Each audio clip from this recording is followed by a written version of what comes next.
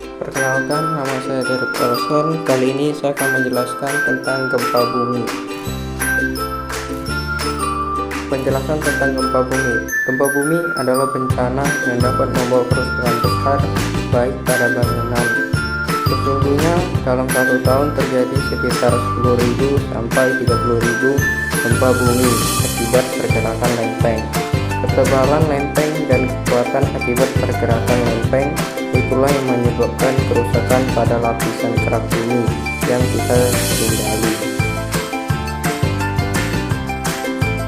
Apa saja sih jenis-jenis gempa? Jenis-jenis gempa yang pertama ada gempa tektonik, yang kedua ada gempa vulkanik, yang ketiga ada gempa runtuhan, yang keempat ada gempa tumbukan, yang kelima ada gempa buatan. Saya akan menjelaskan dari gempa tektonik.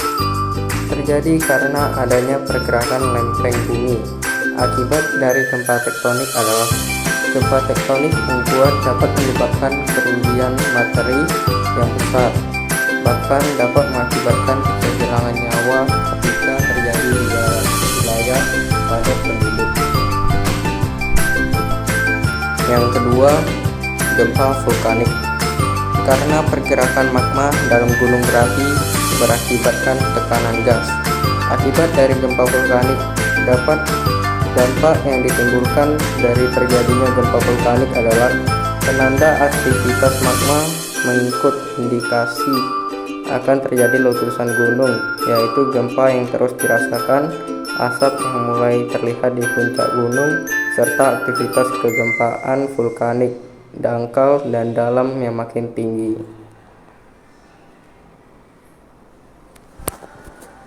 Yang ketiga, gempa runtuhan. Peristiwa alam lain yang dapat menyebabkan gempa yaitu tanah longsor. Akibat dari gempa runtuhan seperti gua-gua mulai hancur, tanah longsor. Yang keempat, gempa tumbukan. Disebabkan oleh jatuhnya benda langit yang berurutan besar dan berat, contohnya meteorit dan asteroid. Gempa buatan dibuat dari bahan peledak berskala besar, misalnya meruntuhkan bangunan tinggi-tinggi. Akibatnya hanya bisa dirasakan di wilayah di tempat terjadi peledakan dilakukan. Kalian tahu tidak tempat terjadi gempa? Tempat terjadi gempa biasa disebut dengan hipocentrum, berlokasi dekat dengan kerak bumi.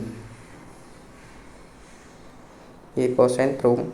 Apakah kalian tahu hipocentrum? Hipocentrum adalah berlokasi dekat permukaan kerak bumi, namun dapat juga berlokasi di kedalaman hingga ratusan kilometer. Kekuatan gempa tidak bergantung pada kedalaman gempa. Daerah di bagian kerak bumi atau permukaan bumi yang berada di atas hipocentrum disebut dengan epicentrum.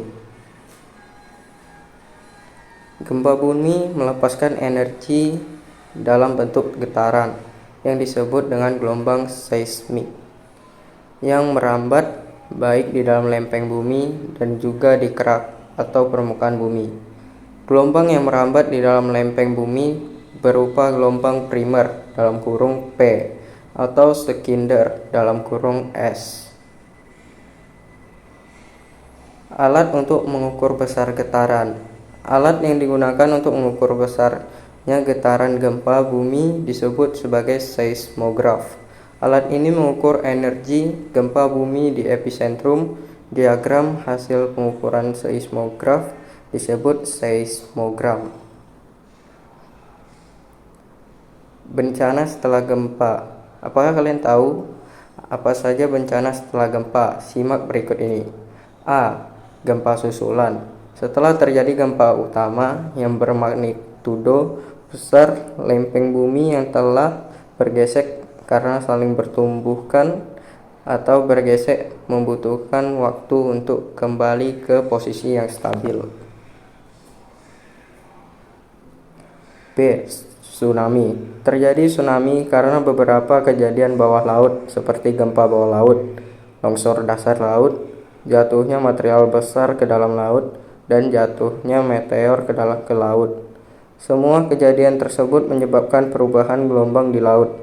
Mengapa bisa terjadi tsunami sehabis gempa? Energi guncangan ini akan menghabiskan kolom air dan membentuk gelombang tsunami. Selain itu, apabila pusat gempa berada dekat dengan permukaan air laut, berada pada jarak 0 hingga 30 km di bawah permukaan laut, dan memiliki pola pergerakan naik turun, maka tsunami mungkin akan terjadi.